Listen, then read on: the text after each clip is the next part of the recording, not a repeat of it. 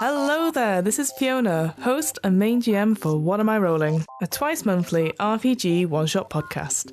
This is a bonus Q&A episode to tide us over to the next one-shot, and it is indeed a very special Q&A, as a few weeks back I interviewed Zach Cox, the head writer of SoulMuppet Publishing. SoulMuppet Publishing is best known for the fantasy horror RPG Best Left Buried, a game that threatens characters' sanities as much as their lives.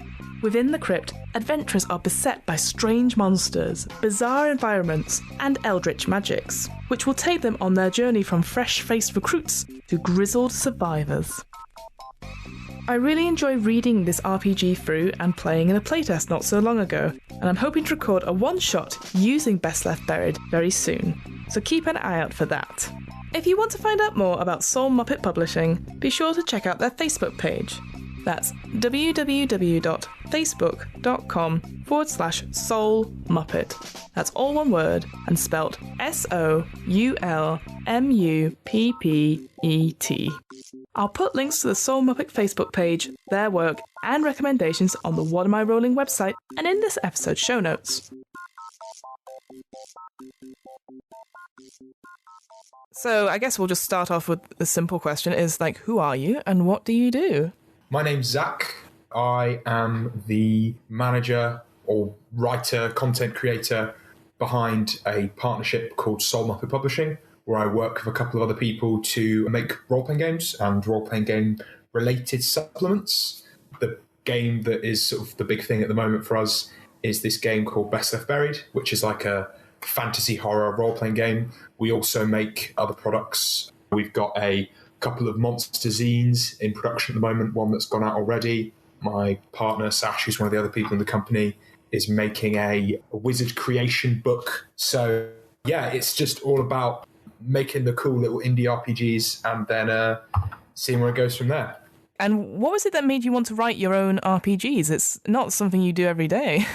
Yeah, so it was a bit weird, to be honest. I really don't like telling the story because it always seems really negative. But first role-playing game I ever played, I played a hell of a lot of D&D 5th edition, which is a really great game, and I love it, and I wouldn't trade those hours I spent playing it for anything else. But I just had lots of niggling problems with it that I was like, I could fix this if I just did this. Mm-hmm. And sort of stuff like I felt the game was too easy, I thought it was too complicated, which is a weird combination to have. Lots of rules. There wasn't enough risk in it. Characters didn't die often enough. There was a lack of consequence in that if you kind of sleep for 8 hours in a game of D&D, then all of your injuries are just healed. And also, all of my players knew the game better than I did. So it was really hard to run the kind of games that I wanted to run using that game. Mm-hmm. So there was this moment where one of my players corrected me on the saving throw of an aboleth. It was yeah, it's DC 14, but he rolled 15. He should have failed that check or something like that. Ooh. And it was just a really jarring moment for me. And I was like, you know what? I should just make my own game. Come up with all these problems. I tried to build it all out of 5th edition, all these rules I should chop and change. And the thing I was trying to make, I realized was just so divorced from what that game was that I thought I just designed my own from scratch. And the goal was to cut it down as well to the point where it's one short book compared to 1,000 pages or something, which is what some role-playing games end up as. And that was too complicated for me. It felt like you were reading a technical manual, not something that was actually fun to read and to play.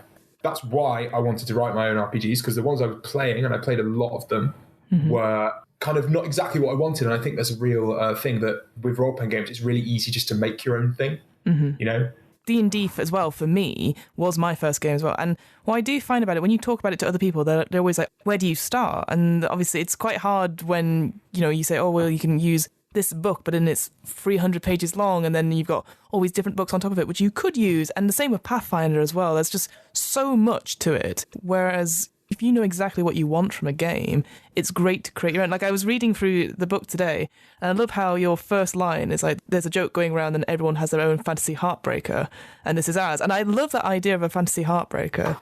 And I've actually, reading through your whole book, all of the terminology you use, the crypt and crypt diggers, a little sort of tint saying that this is not your normal RPG game, and I really like that. Yeah, so I actually really don't like fantasy heartbreaker as a term. Oh, really? So I included that in the first printing, and I felt it was like too iconic to take it away. But I think that sort of that term sort of arose in the 90s where everyone, Dungeons and Dragons was taking that big shift away from the sort of TSR era basic D&D that everyone liked and becoming its own sort of AD&D-esque beast, which is lots of like RPG history, and people were trying to write their own game. And it was sort of, you say, yeah, this game isn't real, it's just a fantasy heartbreaker. And the reason it's a heartbreaker is because the people would buy it, they'd print 1,000 copies, and they'd all just sit in their basements with their hearts broken, because no one would buy it. But at the same time, I think it's like, because of where the RPG market is at the moment, with kind of Kickstarter and the fact that PDF web stores exist now, you can kind of make games without needing like big supply lines and thousands of buyers. It's very much like a creator's market right now. It's so indie. So yeah, it's really easy to make a game. And I think that that's why I did it, because, and I think there's like lots of ideas in there as well. And sort of some of the stuff you're talking about, the language, it's about making a game that kind of has as much flavor in it as possible within as few words. And if those words are also mechanics, then that's even better, because what you will sort of get with a lot of role-playing games, and that I'm guilty of this, is that the first page is always like, this is the setting in the dark, and fantasy, all that stuff. Yeah. And it's all like, 7,000 years ago, the elves did this. And it's like, well, yeah, but what does that actually mean for like how the game works?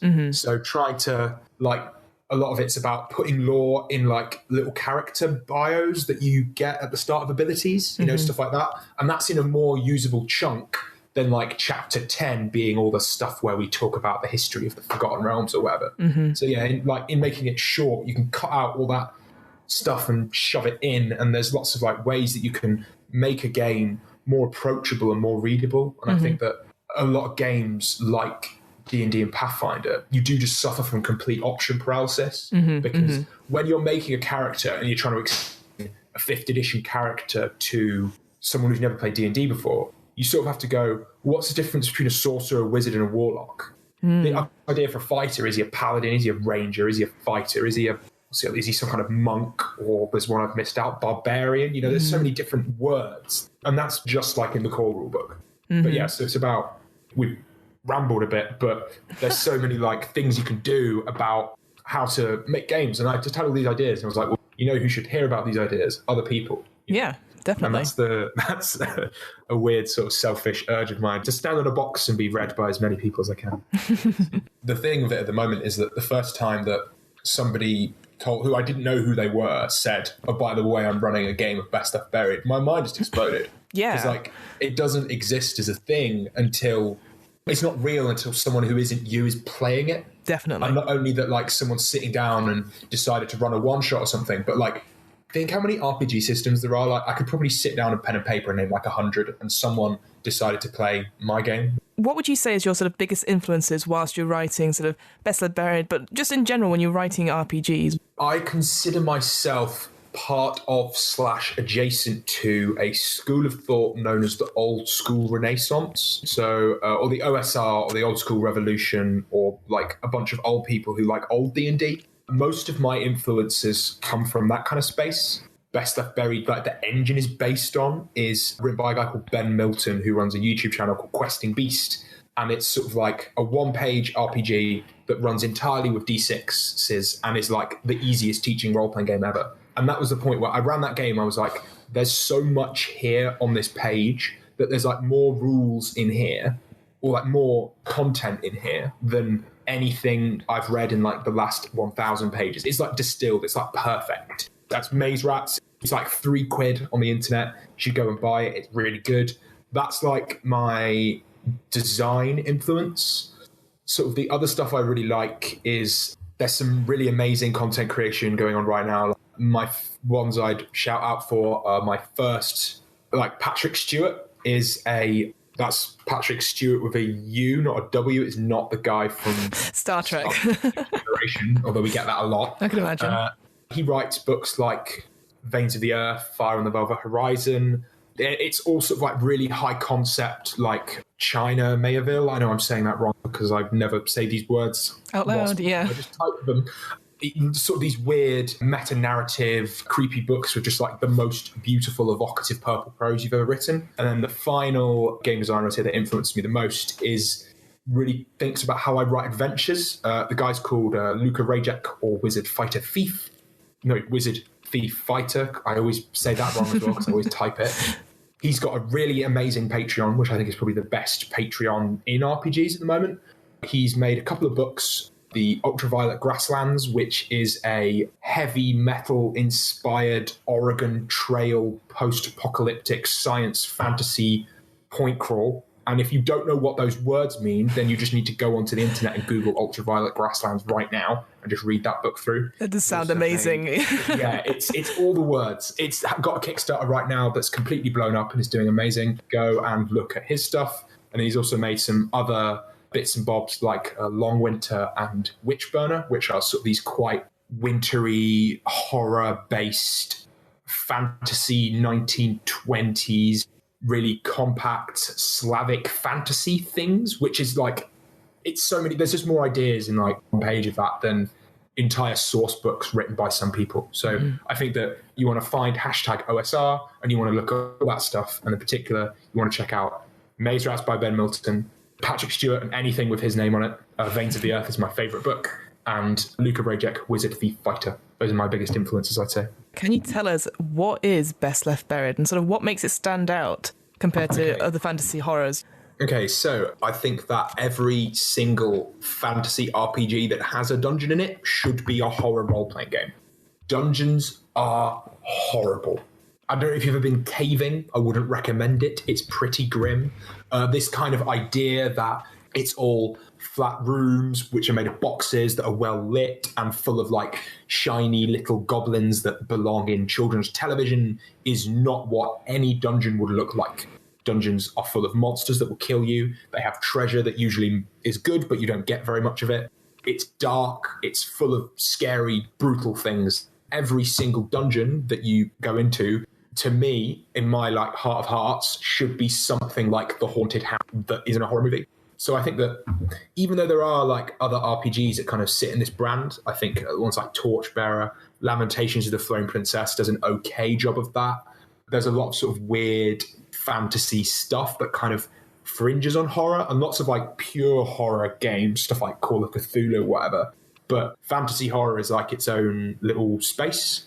What is Best Left Buried? It's a short role-playing game that tries to kind of depict what dungeoneering would be like if magic was real, monsters were real, and people who were adventurers were an accurate demographic of the kind of people that would go into dungeons for a living would be if that existed.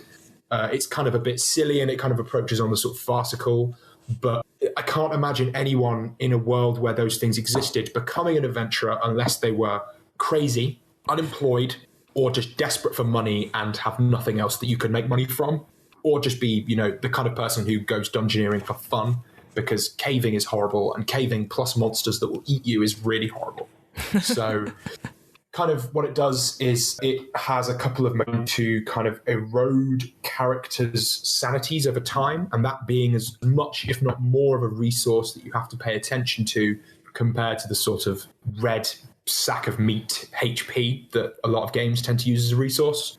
And then a lot of the other stuff is about making monsters and dungeons genuinely scary environments, because it's easier for me to make a scared player than for me to make the players roleplay scared characters, right? So like you don't just make the role-playing thing, you target the source of the emotion and then generate it at the table.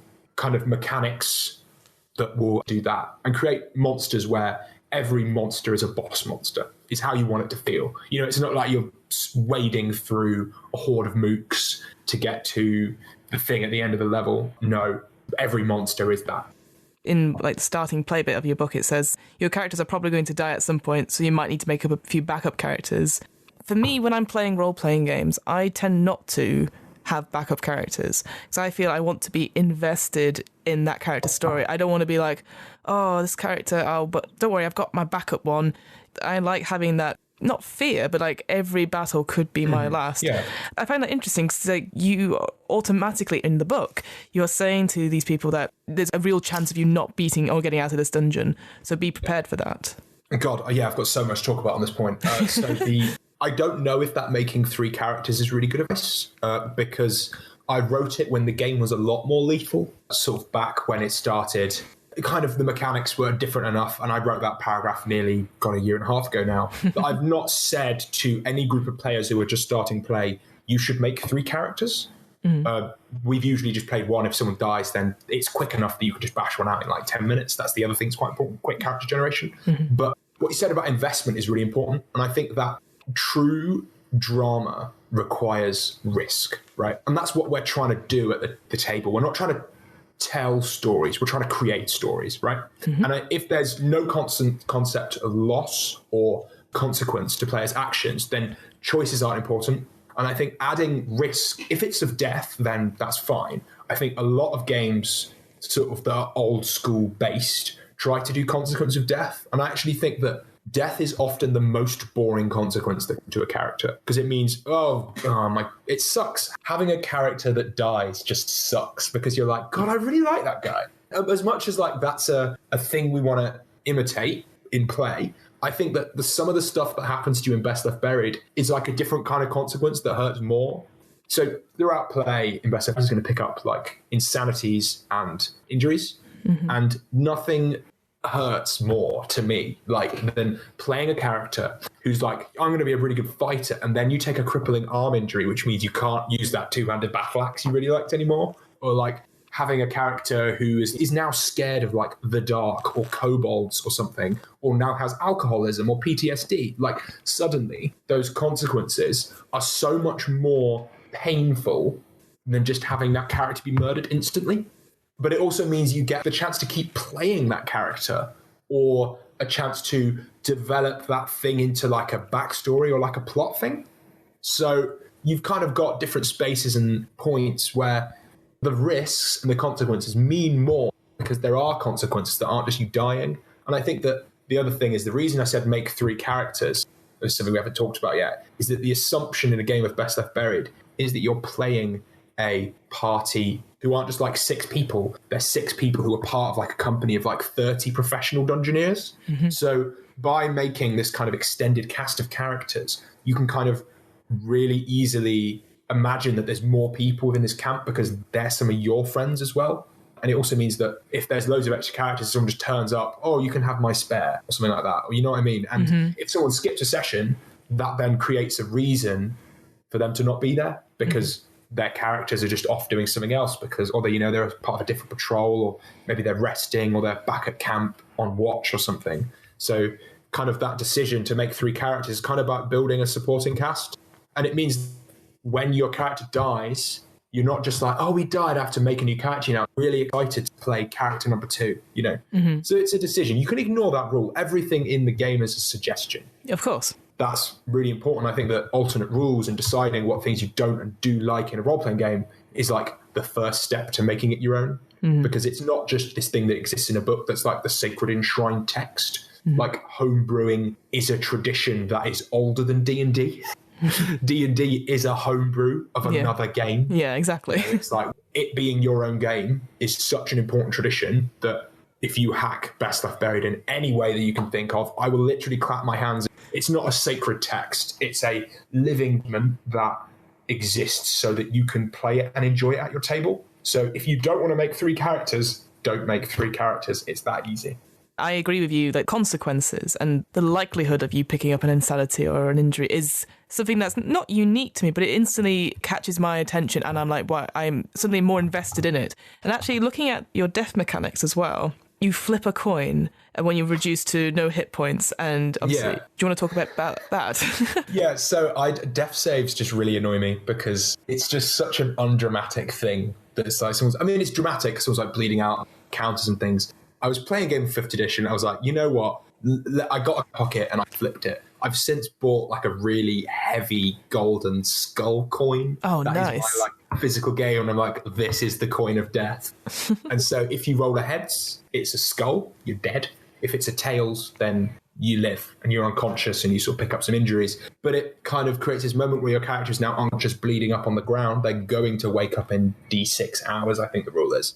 But then other monsters can say, I'm going to spend my action to finish that guy off when he's on the ground, which then creates this really intense decision of another character in the party can use their action and their movement to like stop that from happening and like defend him. It's like a heroic rescue, it's called.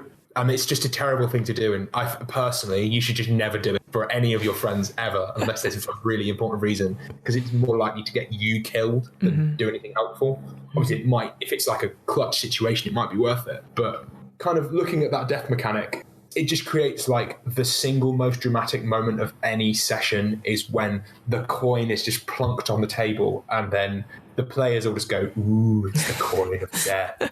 That's trying to be as different as possible and like making it, because it's not like it's a game that always uses coins. It's a game that is entirely based in D6s.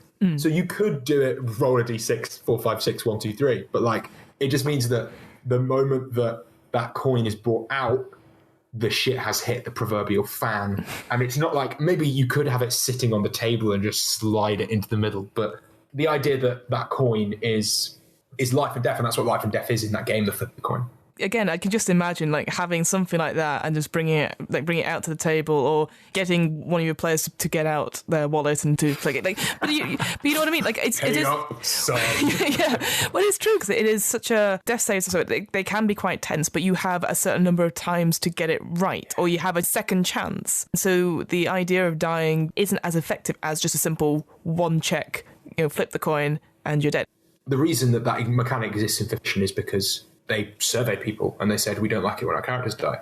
That makes complete sense from a business perspective. You know why they did that, because people like Dungeons & Dragons, like playing Dungeons & Dragons characters, and they want to have that system where it creates these really dramatic moments. And I think I've had games with death saving throws where have been just like the most intense combats going, and like there's 3 people here, there's a guy on the ground there, and that finish off move is in the rules for D&D if you look for it. Just hit them on the ground and they fail 2 death saves, I think it is, or something. It's a good rule, but it's designed to create a certain experience, whereas the coin flip is just designed to be slam. It's landed down, skulls or not skulls. Yeah, time is now, isn't it? And the other thing I was going to mention, again, looking through your book, is obviously the amazing sort of illustrations. I know you've had obviously several contributions from various different people. Certainly the first version I've got, I don't know if it's in obviously your deluxe version, which you're working on, but the sort of the story, 4 adventures going into a cave, and it's sort of throughout the book is like different parts of the adventures are being shown through, obviously some deaths in it, some not. I wondered if you could talk about that a little bit. So the artist is a really talented friend of mine, Ben Brown. All of the art in the books comes from him. You can find him at IllustratorBB on Twitter. If you want to check it out, just follow the main SoulMuppet Facebook page. That's where all that art goes. It's all consistent art style. He's never played role-playing games before. I went to school with the guy, and he did this like ridiculous project at A-level art, which he did in his spare time while studying to go to university. He was just drawing like crazy monsters and like ants dressed in military uniforms. And I was like, you know what? This guy would do really well role-playing game art. We actually, in the big push for production runs, we used to go to, like before we first released, we used to go to a cafe in Nottingham. I would do layout, which I hate doing layout, never asked me for advice on layout, while he did art. And he drew the same one. I was like, oh, is that guy from there? He was like, no, it isn't. I was like, but they look really similar. You do know that, don't you? And then we kind of different chapter heading being a journey through these 4 characters' lives. Mm-hmm. So the first bit is them like walking into the dungeon, and then the next piece is them like fighting a monster, and the rogue gets eaten by this tentacle lake creature. And then the next one is the priest being literally crushed in the hands of this foot shark monster. And then the fighter, like, and so sort of all of the art, we were trying to like, because that's what art is in role-playing games, is like telling a story and projecting. But if you sort of do this thing where you put 4 characters on the cover of the book, you're like, oh, those guys are going to live, right? But not in Best Left Buried. I think that throughout that book, the 55-page entry, there is a piece of art with the death of all 4 of those main characters. So in fact, that role-playing game session resulted in a total party kill. Mm. So the wizard gets eaten by a rat monster. The thief is killed by the lake thing that's at the start of the advancements chapter. Then the fighter is eaten by a man spider, and the cleric gets crushed to death in the hand of a foot shark. Or that's what I call that thing. It's not a foot shark. It's a giant with a shark's head. It's a really amazing piece of art. But yeah, the idea is that you can use this art in the book to tell a story about characters and speak about the kind of game that it's going to be. Because it's not just crazy monsters, it sort of plots through time these characters. And as you get to the next version of the book, the deluxe edition, which we're sort of looking to get out kind of May, June this year in time for UK Games Expo, which we're going to, there's going to be more art with those characters. And then we've got a new cast of characters who sort of run through the second half of the book with the Dungeon Master's Guide that we're essentially making and plugging into one big book. So yeah, kind of like it was an accident. I sort of made a joke about it. And he was like, yeah, let's do that. And that's the great thing about having an artist who you know really well and you're good friends with, because it's all just this crazy project where we just bat ideas off each other constantly. And even though sort of the thing existed in my head when it was just my words, it wasn't until sort of 9 months in that I got the first piece of art that it was actually a game.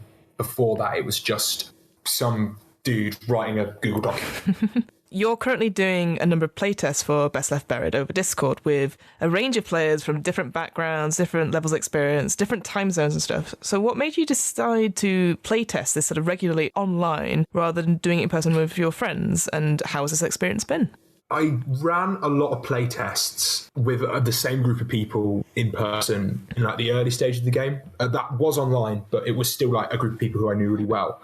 But I kind of realized that I was only getting one image, and what I needed to do to make the game work really well was build a community. All games need their own community. And if you are a role-playing game designer or someone who does art or anything or whatever, you need to have your own Discord server, because it's the best way to find people who are interested in the same thing as you, and you're going to be able to directly market to them and they're going to get donations for it. I know that sounds really shallow, but I'm now friends with so many people in that Discord server who have like changed how the project exists now. The guy who does all my maps now was just invited to that server randomly and we start talking. One of my editors, I found him on there. The reason I decided to playtest on there is it was the best way I was going to get that sort of slice of life. If I tried to put a game together by myself in Nottingham, where I live, then I would have got like a specific type of people, which would have been people from my office. Whereas now I can run with people from different cultures, from different levels of experience, people who know more or less about RPG, because like playing a lot of RPGs isn't knowing a lot about RPGs. And that sounds really silly, but a lot of people just play role-playing games sort of by themselves in a little box, whereas some other people don't play any role-playing games, but they're completely exposed to the culture. It's kind of given me this place as well where I can now post something I've written and say, what do you guys think of this? And then it's immediately refined on by 10 people. Not only did those people get to see cool stuff I was working on, and it goes there before it goes on Twitter or Facebook or anything, they get to be part of the design process. And about 5 or 6 people from that Discord now have their names in Best Left Buried. If that's because they've done editing or because they've just provided me really good feedback, which makes me want to give them appreciation, then that's how it is. And I think that Discord is where role-playing games are going to be in time. And I think that social media with G+ dying, which was a big thing for my bit of the community, a lot of that's going to now move over to Discord and Twitter, places like that. Yeah, I just want to do it online because also I can kind of do that West Marches thing. So a West March game is, instead of we have a game night on a Thursday, it is I'm running a game at this place at this time, who wants to play? Or more accurately, it's meant to be players pitch the dungeon masters, and there's a pool of dungeon masters about when a certain group of characters will go out. And in my mind, that's what the core Best Left Buried experience is. Kind of like a quite large group of players joining in when you want maybe a club of like 15 people, and then you run a couple of games a week with like different dungeon masters and stuff. That's how I think the game could be enjoyed at its highest form. That Discord is a really good change. And a lot of those people are not only my friends, but also people who endlessly promote my work, who I met through that server. And it's just open invite. If you want to get on, then drop me a tweet or something, or message Fiona, and she's on there. Well, it's a really good place to not only make things, but meet people, play games, and just generally witness all the cool stuff going on in RPGs right now.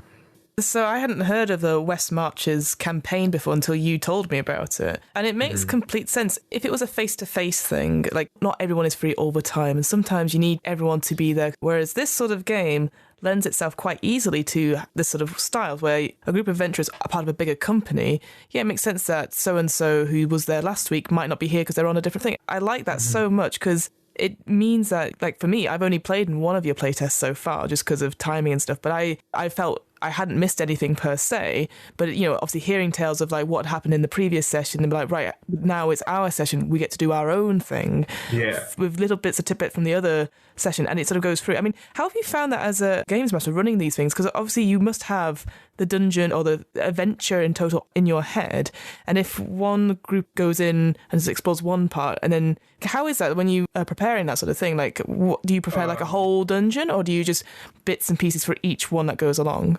The crypt in Best Left Buried, which is the silliest.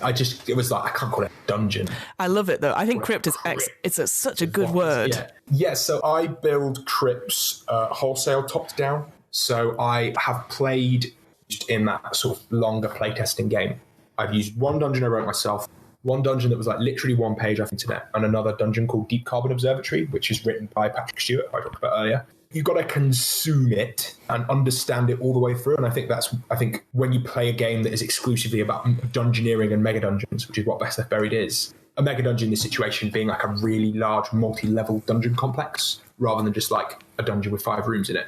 It's quite important to have a mastery of the kind of places your players might get to. Dungeon master, we call that for a reason, because it was called that back in the day because everybody used to have their own dungeon. Gary Gygax had like Castle Greyhawk. Arneson had, I can't remember what it's called, but it's like something Blackmore.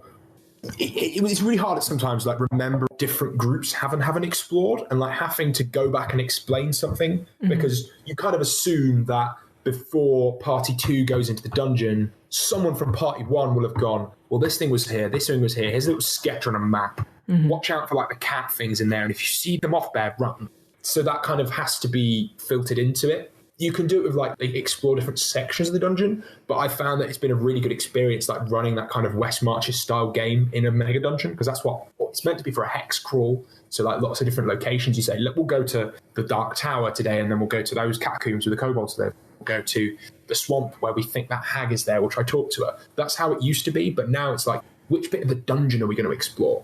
And I think that if you've never played a West Marches game before and you're one of those groups of people that's like, oh, I can never schedule D&D or my friends are so busy, just need to play a West Marches game because you don't have to have a fixed night every week. You have a bit of a larger party. You kind of jump from about 5 regular players to maybe 10.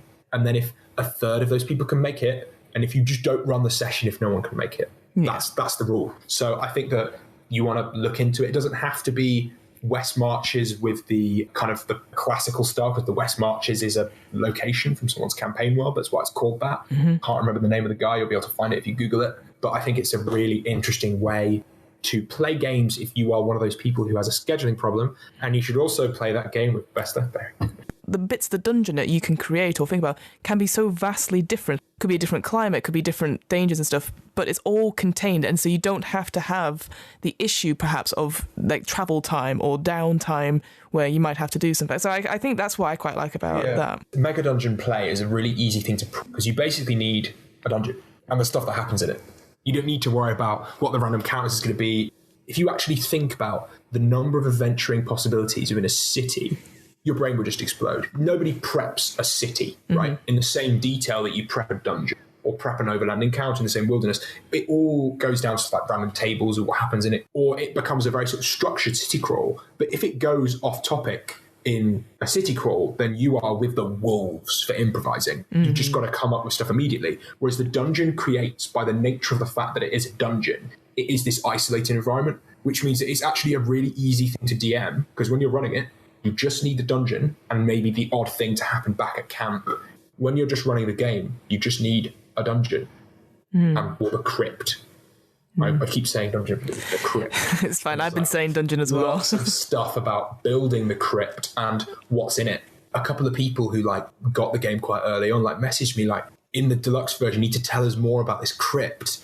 Like, is it like some kind of like underworld mega dungeon spans the entire world and is like sort of like the arc? And I was like, no, it wasn't, but it is now. Sort of, adapting to sort of what that is and what it means and how things work down there. Really interesting space to live in. You can do so much of dungeon. And like, I love dungeon play. The best campaigns I've ran have been like really prep heavy, role playing heavy, city campaigns, but it just takes so much work. Whereas for a dungeon, all you need is a dungeon. As we've spoken about, you run several playtests each week, and you were saying that West Marches, you can have, whoever's free could be up to 5, 6, maybe even down to 1. And you said obviously cancel if no one turns up. I was wondering, have you ever had just a one-on-one session at all? I ran a session for 2 on the Discord. I tend to do groups of 3 is like my cut-off, but we were waiting for a third person who never showed up. So I ran that for 2. But equally, I think that if you were going to run something scary in a dungeon, then you probably want to run a horror. Because if there's one person, then suddenly that's a whole lot more scary. Because you don't have friends. Definitely. Now I want to do that. Now I just want to run a one-person RPG session. I don't know how it would work with it just being a one-on-one with Best Left Buried. I would just be, at every turn, I'll be like, oh my God, I'm going to fail all my observation checks. It's always going to be against the odds because it's just me. I think going back to that, there was another one I forgot. I think it's called 12 Candles or something. So 10 Candles. I've read 10 that. 10 Candles. Yeah. So you've got the candles, which are how long your character lives for. And when the candle, you each have a candle or something. And when it snuffs out, your character dies. And I was like, that's such a cool idea. But and you play in a dark room, and obviously it gets increasingly dark, and there's just one person and everyone else is watching. And there's so many it just works. And playing horror games in the dark is like watching a horror movie in the dark, just better.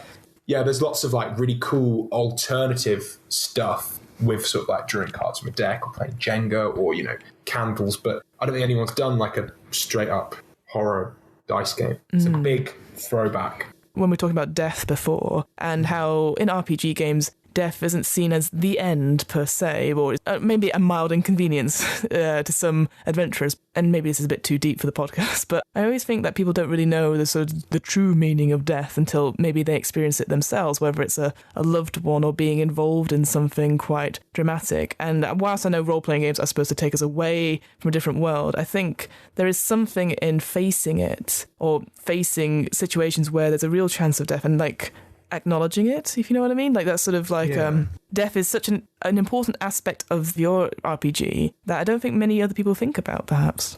I know what you mean. In sort of I think that the culture we have at the moment desensitizes us to death and violence until you experience it. It's always either very loud and very explosive, and it's an action movie, or it's sort of very subdued and very sad and quiet. It's a medium that just isn't explored too well in games because it is, again, often the most boring consequence, and it's something that players don't like it happen to them. And so this is a thing I've said to dungeon masters explicitly. It's not your job to kill the players. It's your job to bring them to the near point of death. Everyone gets an adrenaline rush. A game where it's a real risk and that risk creates drama is more interesting than action movies. Having that space where it's something that could happen to the characters. And a lot of games and a lot of films and a lot of books, it only happens when it's dramatically appropriate. And I think RPGs try to do that quite a lot. Whereas in life, death happens at the strangest and most random of times. I think having that as an option that can happen to you in a game is something really compelling. I mean, I don't know what it is in obviously your deluxe edition, but there's no you're dead. There's no resurrection. There's no nothing, There's resurrection now. Oh, I see. So the characters are built with advancements, basically small one-paragraph abilities, kind of keywords or something that usually have some cool flavor text with them to give an ability. For low-level characters, they're sort of, you can cast Firebolt, or, you have more chances of running away from things or whatever. But one of the things we do is that once you reach a certain number of advancements, schooled into a certain class, in inverted commas, you unlock the sort of kind of prestige class thing. And that's the point where your advancements aren't Firebolt anymore, they're Fireball. The clerics have this amazing spell, which is my favourite one in the whole book, called Flesh Made Anew. There's a small chance of the cleric, or the godsman, which is my silly dramatic term that I love using for clerics, has a chance of taking on that injury. So if you cure one of your allies, that could be enacted upon to you by the miracle that you have created. Oh, wow. And you can also use it to restore dead characters as if they had been unconscious. But, if you roll that thing to you, your cleric could Lazarus some guy from the grave, but then just immediately be stricken by death. So it's a really dramatic thing that probably is going to see play in 5 to 10% of games, if that's quite high level. But when you get to some of those high level advancements, there's just some really cool ones in there. The Shadow Jack, which is the word I use for rogue, has one called I Am the Night, which is if there is a feasible chance that you could not be noticed by a monster in this situation, you are actively trying to avoid detection. Any like observation checks made against you are impossible. Oh, nice. So if you are trying to sneak, then you're never going to be seen if there's any feasible ground to do so. The other great one is called Call of the Faithful. And it's you basically, when you're creating it, you build a random creature, like a monster, that is a servant of your deity. So it might be like an angel or a demon or some kind of undead or fae, elemental creature, whatever. And then you use a summon it to the battlefield, at which point you then have to negotiate with this creature some terms of a pact or something. So you basically deal with this demon, you're summoning it to the battlefield, and you're sort of making checks to try and convince it to... It's like sort of summoning demons, but there's no mechanical differentiation between summoning like a devil and summoning an archangel, because both those things in a world where the monsters are as horrible as Best Left Buried should be really crazy and evil. The fighter has a move that's called Crushing Blow or something. You spend some grip and a monster like automatically rolls an injury, which is sort of a critical hit basically. So you impose the consequence of critical hit on your opponent. But if you spend slightly more grip, you can do that move and then also force all the monsters in the same zone as it to like make a grip check, which is like a sort of fear check. So the idea that your character just smacks this guy so hard that all the monsters around it are just like, shit, son, and they're all panicking and that sort of thing. And so it just makes these really awesome moments. And the idea is that it's trying to make your fighter feel as absolutely badass as possible in that moment where he just chops the...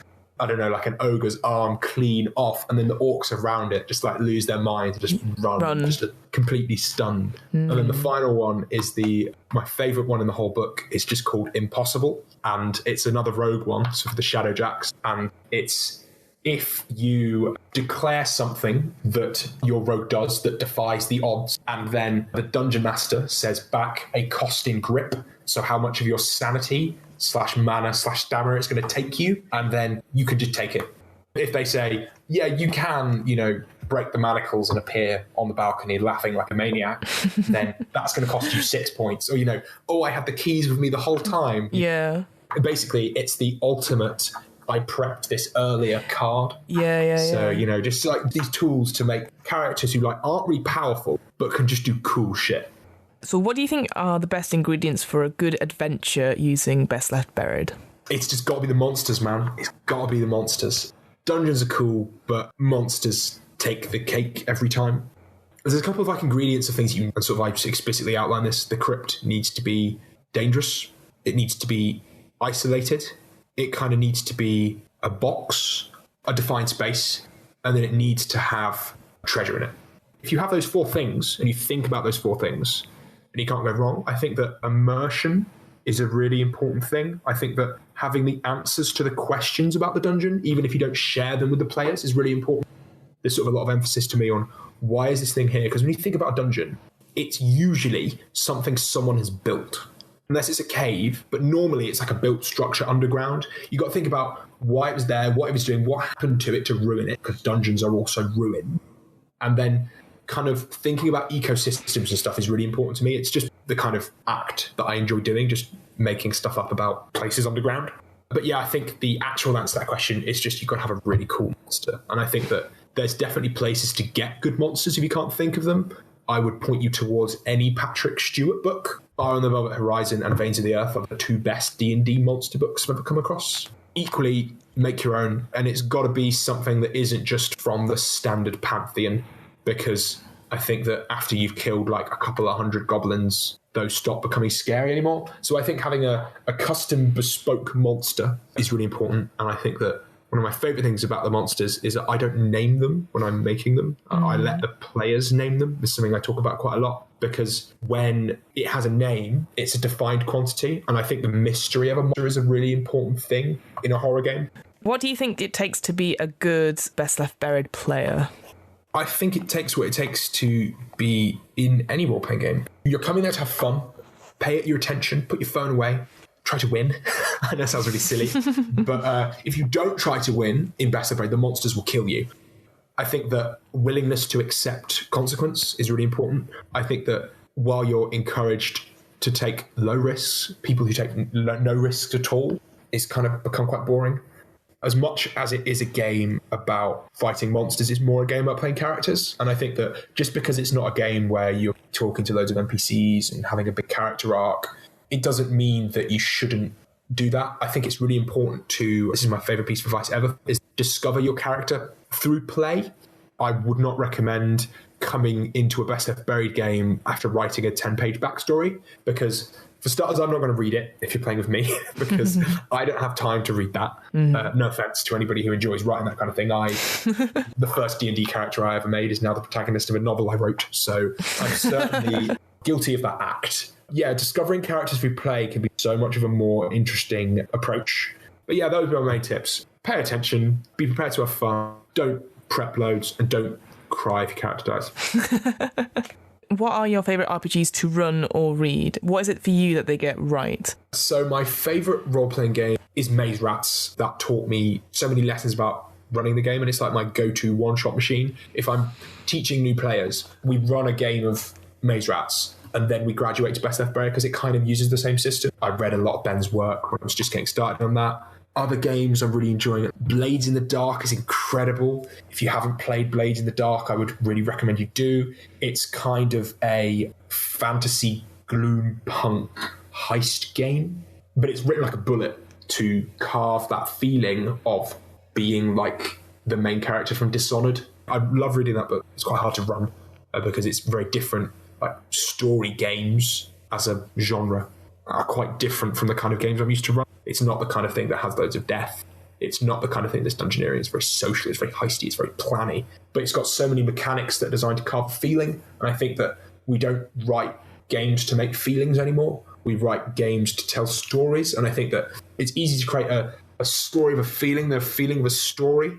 Those two. Maze Rats and Blades in the Dark. What would be your sort of 3 top tips for any sort of game developer who's interested in creating their own RPG? I think the first piece of advice I would give is read loads of games, do games, think about games, play games. It doesn't matter if it's a role-playing game. You can play video games, you can play board games, you can play like war games. War games have really good structure to minimize page flipping and stuff like that. Look at layout.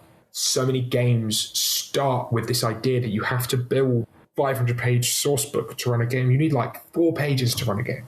Make loads of things, make a network of people who want to play it with you, work out what you think you need, then half it and half it again. That was something someone told me yesterday that was really smart. A guy called Jack who works at a company called River Horse Games. And then basically you want to build the game as you play test. You need like the roughest minimal model that does what you want. You need to play test that and play test it again. Yeah, I think you find what the game is through playing it more than you do through writing it. So what are your plans for Best Left Buried in the future? And do you have any projects in the works?